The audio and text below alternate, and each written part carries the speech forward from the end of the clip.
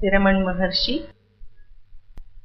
दक्षिण भारत में, आज के चेन्नई से नजदीक कुछ 3-4 घंटे दूर, वहां वो रहते थे और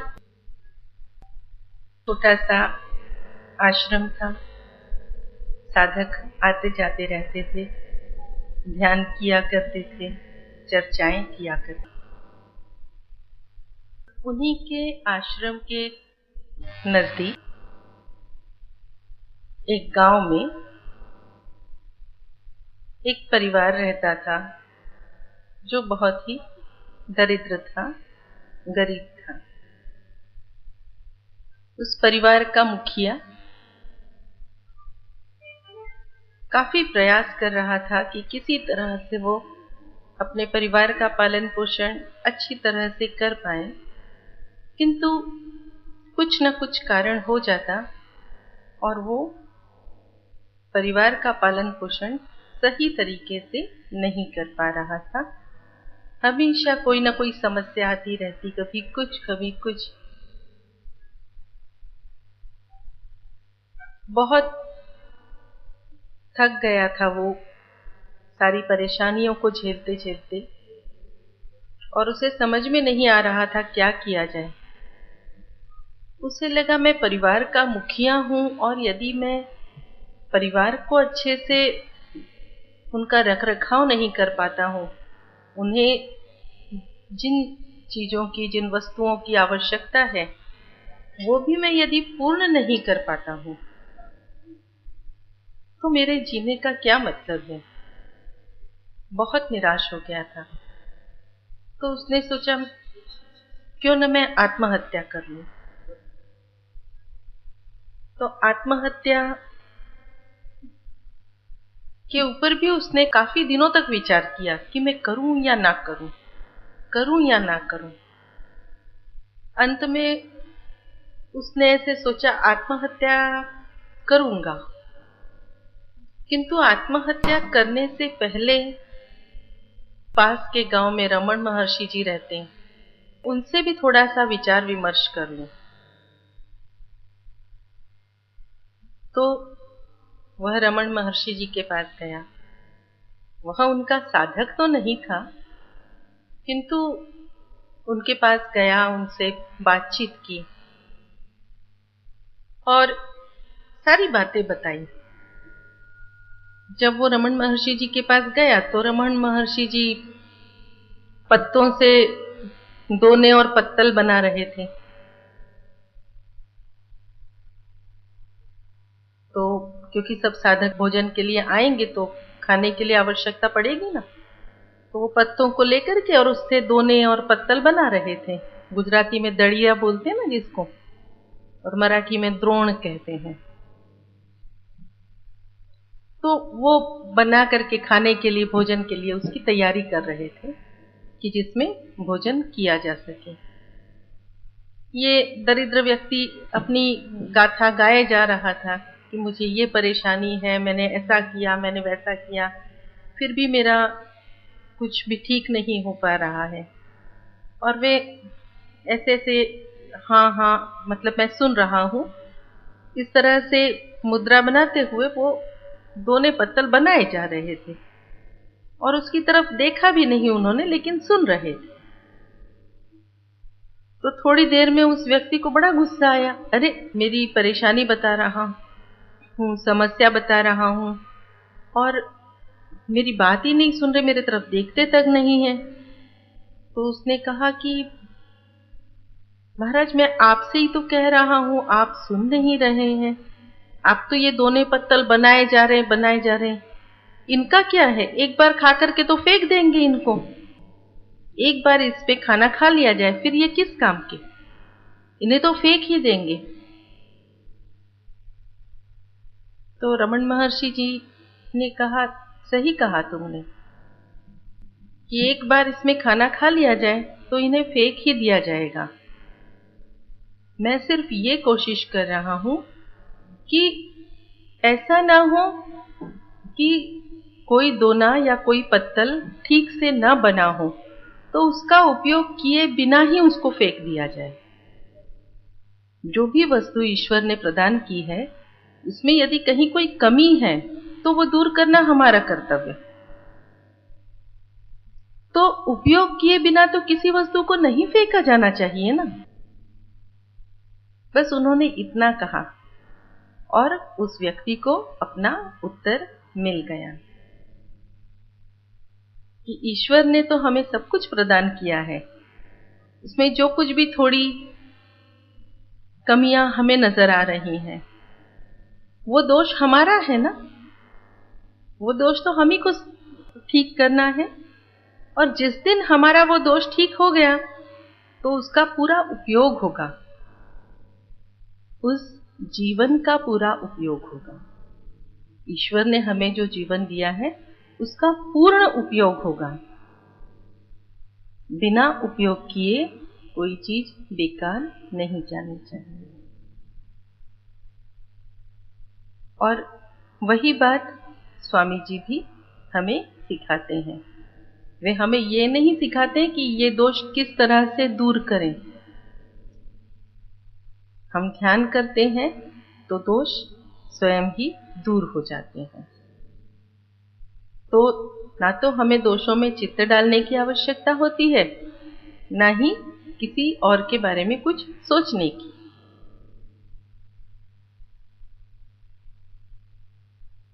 वैसे स्वामी जी से कई बार जब इनफॉर्मल बातें ऐसे ही चर्चा की जाए तो स्वामी जी बड़े जोश जोश में जब बातें कर रहे होते हैं तो कभी कभी कुछ किसी बात पर कुछ हो जाए तो आजकल इस मुहावरे का उपयोग जरा कम किया है, लेकिन पहले थोड़ा अधिक किया करते थे कि कुछ भी हो भाड़ में जाओ। तो एक बार एक साधक ने मुझसे प्रश्न पूछा,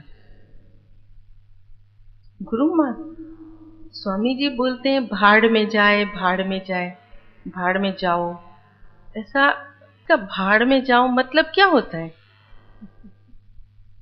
तो मैंने कहा भाड़ का मतलब होता है वो जिसमें भड़भूंजा यानी जो चने सींग वगैरह बनाता है ना, वो गरम गरम रेती में उसको सेकता है, उसे भाड़ कहा जाता है।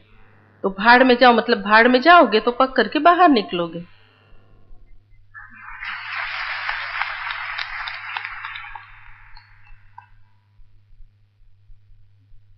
तो हमारे जीवन में ये जो भाड़ है मतलब वो गर्मी है ना, गर्मी से ही तो पकता है ना। इसी को दूसरे शब्दों में लें तो हम सबका घड़ा तैयार होगा। जब घड़ा तैयार होता है तो क्या किया जाता है? घड़ा कुम्हार बनाता है, बन जाता है पूरा, उसको सुखाते हैं। सुखाने के बाद में क्या करते हैं? उसमें पानी भरते हैं क्या? क्या करते हैं? उसको पहले पकाया जाता है। उसे भी किसमें पकाया जाता है? भट्टी में पकाया जाता है, यानी उसे भी गर्मी दी जाती है। तो हमारे भी जीवन में जहां भी कोई परेशानी आती है या कोई समस्या आती है तो हम लोगों को समझ लेना चाहिए कि अरे हमारा तो घड़ा बन के तैयार है, अभी तो हम भाड़ में हैं। तो बस जैसे ही भाड़ से बाहर आएंगे तो स्वामी जी का अमृत रूपी चैतन्य हम उसे ग्रहण करने की योग्य होंगे। तो जहां भी परेशानी आए तो घबराने की कोई बात नहीं है। घबराने की बात इसलिए भी नहीं है क्योंकि ऐसे मैंने कुछ सुना भी है और कुछ मेरी अपनी मान्यता भी है कि हमारे जीवन में हमें जो भी अनुभव आने वाले हैं, अच्छे बुरे जो भी अनुभव आए हैं, अच्छे बुरे, सभी कुछ पूर्व निश्चित है। ऐसे कहते हैं कि इतना कष्ट होने वाला है, इतनी समस्याएं आने वाली हैं, इतनी परेशानियां आने वाली हैं, ये सब पूर्व निश्चित है, ऐसा कहते हैं। तो हमारे पूरे जीवन में से जितने भी दुख, जितनी भी परेशानियां जो भी है ना, इस वक्त वो इकट्ठी सारी वो हमें पकाने के लिए आ सकती हैं या आ चुकी हैं। किसी के जीवन में पहले आ चुकी हैं, अभी बहुत अच्छा समय निकल रहा है। तो हमारे पूरे जीवन में जितना भी बुरा समय था, वो हो सकता है आज हो, या हो सकता है कल बीत गया, या हो सकता है अभी चल रहा हो। लेकिन एक बार इस भट्टी से निकलने के बाद में हमारे जीवन में कभी कुछ बुरा होने ही नहीं वाला है, कभी भी दुख समस्या आने ही नहीं वाली है। इसी से संबंधित एक प्रश्न गोवा महाशिविर के 45 दिन के जब अनुष्ठान के पश्चात में गई, तब एक साधिका ने यही प्रश्न पूछा था। यही प्रश्न था उसका कि जब ये पूर्व निश्चित है कि हमें ये कष्ट भोगने हैं, हमें ये सुख भोगने हैं, हमारा ऐसा होने वाला है, वैसा होने वाला है, तो फिर हम ध्यान क्यों करें? तो ध्यान का क्या महत्व है ना? ध्यान करें ना करें, दुख तो भोगना ही है। ध्यान करें ना करें, सुख तो मिलने ही वाला है। तो ध्यान क्यों करें? मुझे बड़ा अच्छा लगा प्रश्न। मैंने सबसे पहले तो उसकी तारीफ की। मैंने कहा बहुत अच्छा प्रश्न है, क्योंकि ध्यान करने से पहले बिल्कुल यही बात मेरे भी मन में थी, लेकिन मैं इसको थोड़ा सा अलग ढंग से सोचती थी। मेरा सोचने का तरीका ऐसा था कि मैं दुखी हूं या सुखी हूं, जो होना है वो तो होने ही वाला है, तो मैं दुखी क्यों हूं? क्यों ना मैं खुश रहूं? ऐसा मैं सोचती थी कि जो होने वाला है वो तो होने ही वाला है, मेरे रोने से, मेरे हंसने से क्या फर्क पड़ेगा? तो क्यों ना मैं हंस के रहूं, क्यों ना मैं खुश रहूं। लेकिन उनके प्रश्न में एक और बात ऐड थी, वो थी कि हम ध्यान क्यों करें। तो उन्हें मैंने कहा, आपकी बात तो बिल्कुल सही है कि जो होने वाला है वो होने ही वाला है। यदि हम इस बात पे विश्वास करते हैं तो हम ध्यान क्यों करें? तो ध्यान करने से हमें लाभ ये है कि इस शरीर के साथ में जो भी स्थिति परिस्थिति आएगी, हम इस देह भाव से ऊपर होंगे ध्यान करने से, तो उसके कारण इन सब परेशानियों का असर हम पर नहीं होगा। दूसरे शब्दों में कहूं, थोड़ी सी डॉक्टरी भाषा में कहूं, तो जैसे डॉक्टर ऑपरेशन करता है ना, कोई सर्जन जब ऑपरेशन करता है, या कोई माइनर ऑपरेशन भी हो या मेजर ऑपरेशन हो, तो उसे एनेस्थेशिया दिया जाता है। कहीं थोड़ा सा कुछ माइनर ऑपरेशन हो तो लोकल एनेस्थेशिया दिया जाता है। मतलब उतने भाग में हमें कोई भी संवेदना नहीं होती, कोई काट पीट जो भी हो रही हो तो। और मेजर ऑपरेशन है तब एनेस्थेशिया दिया जाता है, तब भी हमें कोई संवेदना नहीं होती कि क्या ऑपरेशन में किया जा रहा है। तो ध्यान वह एनेस्थेशिया है जिसमें ऑपरेशन चल भी रहा है और हमें उसका दर्द, उसकी तकलीफ बिल्कुल नहीं पता चलती। तो जो लोग नियमित ध्यान करते हैं उन्हें तो ये बताने की आवश्यकता है ही नहीं। उन्हें ये अवश्य ही ज्ञात होगा, उन्हें ये अनुभव होगा कि ऐसी ही समस्याओं से जब हम गुजरा करते थे पहले, तो कितने परेशान हो जाते थे, कितने हाइपर हो जाते थे। और आज भी वैसे ही दिन होते, लेकिन शांति से आते हैं, निकल जाते हैं। जैसे हवा का झोंका आया निकल गया, जैसे गर्मी की ऋतु आई निकल गई, अभी तो सुहावनी वर्षा ऋतु है। तो जीवन में हर तरह के दिन आए जाएं, इसका परिणाम हमारे ऊपर कुछ भी नहीं होगा यदि हम नियमित रूप से ध्यान करते होंगे। ध्यान करते करते हमारा समर्पण भी होगा ही, लेकिन आवश्यक है कि हम सामूहिकता में ध्यान करें। जब सबके साथ में सेंटर में ध्यान करते हैं तो चुपचाप आके ध्यान करके चुपचाप निकल जाते हैं क्या? ऐसे तो कोई 100 में से एक आधी होगा, है ना, जो बिल्कुल मुंह बंद करके आया, ध्यान किया, मुंह बंद करके निकल गया। हम लोग थोड़ी सी बातचीत तो करते हैं, या यूं भी कभी मिलते हैं क्योंकि सेंटर पे ध्यान करते हैं, अदरवाइज भी कभी मिलते हैं, फोन वोन करते हैं, तो हम लोग एक दूसरे को अपने अनुभव बताते हैं। ऐसा हुआ, मेरे साथ ऐसा हुआ, या मैंने ऐसे किया।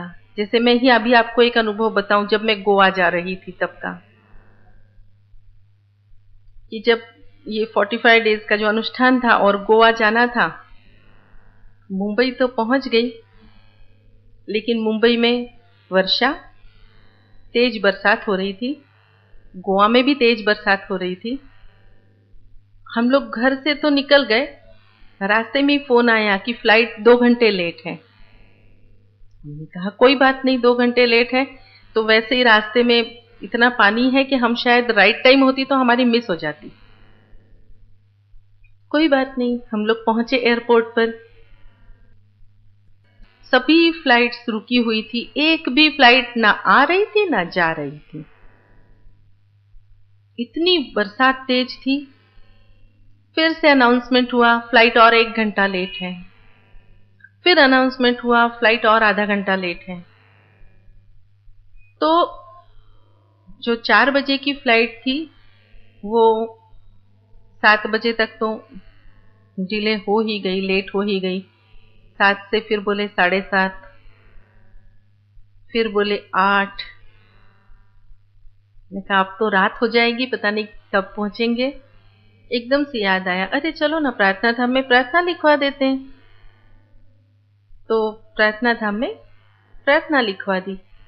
बरसात हो रही है, सभी की फ्लाइट्स रुकी हुई है, सभी पैसेंजर बहुत परेशान हैं, तो जरा ये थोड़ी सी पैसेंजर्स की परेशानी दूर हो, फ्लाइट्स चलने लग जाएं।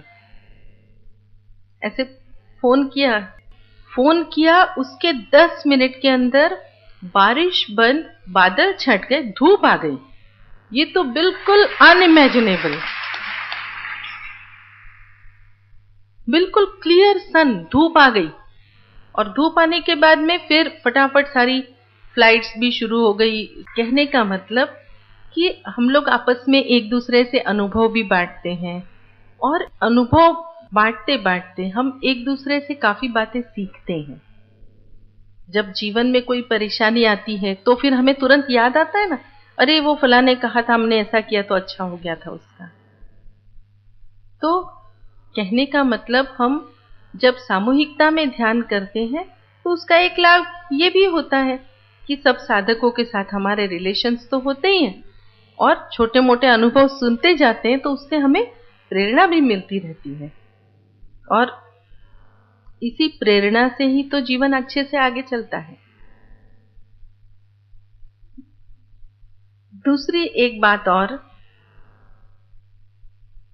कई बार साधक पूछते हैं अनुभव के बारे में, अनुभूति के बारे में। कुछ लोग कहते हैं हमें तो कोई अनुभूति नहीं हुई। एक छोटी सी बात, मतलब हम लोग अक्सर इसके ऊपर सभी लोग चर्चा करते हैं। अनुभव सबको होते हैं, सिर्फ उन अनुभवों को समझ पाते हैं या समझ नहीं पाते हैं, इतना ही फर्क है। देखिए जैसे 5-7 साल का बच्चा है,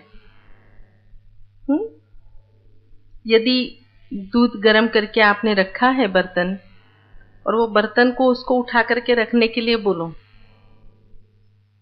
वो रखेगा क्या? गर्म बर्तन को हाथ लगाएगा? नहीं, टच करेगा, वैसे ही बोलेगा गर्म है। और वही उसकी मम्मी होगी तो क्या करेगी? आराम से उठाएगी और उठा के रख देगी। क्यों? क्योंकि किचन में काम करते करते गर्म वस्तुओं को आराम से हाथ से उठा करके रखने की आदत है। मतलब छोटा मोटा गरम, बिल्कुल ऐसे नहीं कि बिल्कुल खौलता कुछ गरम हो, लेकिन थोड़ा बहुत गरम हो तो आराम से उठा करके रख देते हैं। तो कुछ लोगों के हाथ परिस्थिति की गर्मी से जल जल के इतने ऐसे हो गए हैं, संवेदना शून्य हो गए हैं। तो उन्हें अनुभूति थोड़ी कम होती है। और जैसे जैसे ध्यान करते जाते हैं वैसे वैसे हमारी संवेदनाएं जागृत होती हैं, हम संवेदनशील बनते हैं। एक हल्की सी आवाज भी हमें सुनाई देती है। आपने भी ध्यान दिया होगा ना, जैसे आप शांत होकर के बैठ जाओ ध्यान करने के लिए, तो आपको न जाने कहां कहां की आवाजें सुनाई देती हैं। दो चार घर छोड़ के भी कोई बात कर रहा होगा तो उसकी भी बातें सुनाई देती हैं। और अदरवाइज जब हम ध्यान नहीं कर रहे होते तो हमें रूम में कौन क्या बोल रहा है वो भी नहीं पता चलता। हमारे अपने घर में पास के रूम में कोई क्या बात कर रहा है हमें नहीं पता चलता।